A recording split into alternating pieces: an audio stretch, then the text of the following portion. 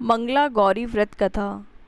पौराणिक कथा के अनुसार एक समय की बात है, एक शहर में धर्मपाल नाम का एक व्यापारी रहता था।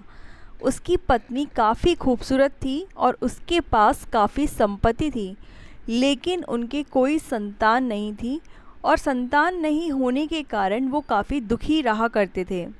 ईश्वर की कृपा से उनको एक पुत्र की प्राप्ति हुई, लेकिन वह अल्प आयु थी। उसे यह श्राप मिला था कि 16 वर्ष की उम्र में सांप के काटने से उसकी मौत हो जाएगी। संयोग से उसकी शादी 16 वर्ष से पहले ही एक युवती से हुई, जिसकी माता मंगला गौरी व्रत किया करती थी। परिणाम स्वरूप उसने अपनी पुत्री के लिए एक ऐसे सुखी जीवन का आशीर्वाद प्राप्त किया था, जिसके कारण वह कभी विधवा नहीं हो सकती थी। अतः अपनी माता के इसी व्रत के प्रताप से धर्मपाल की बहू को अखंड सौभाग्य की प्राप्ति हुई और इस वजह से धर्मपाल के पुत्र ने 100 साल की लंबी आयु प्राप्त की।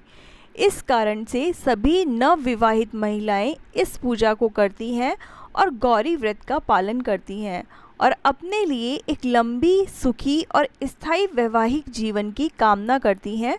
जो महिला इस मंगला गौरी व्रत का पालन नहीं कर सकती, उस महिला को भी श्री मंगला गौरी पूजा को कम से कम करना चाहिए। इस कथा को सुनने के पश्चात विवाहित महिला अपनी सास और ननद को 16 लड्डू देती हैं।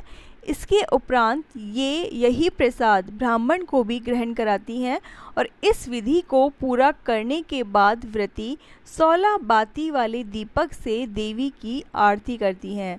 व्रत के दूसरे दिन बुधवार को देवी मंगला गौरी की प्रतिमा को नदी अथवा पोखर में विसर्जित किया जाता है। अंत में माँ गौरी के सामने हाथ जोड़कर अपने समस्त अपराधों के लिए और पूजा में हुई त्रुटियों के लिए क्षमा अवश्य मांगे। इस व्रत एवं पूजा के अनुष्ठान को परिवार की खुशी के लिए लगातार 5 वर्षों तक किया जाता है। अगर आपको दी गई जानकारी अच्छी लगी हो तो प्लीज़ चैनल को लाइक, शेयर और सब्सक्राइब ज़रूर कीजिए। धन्यवाद।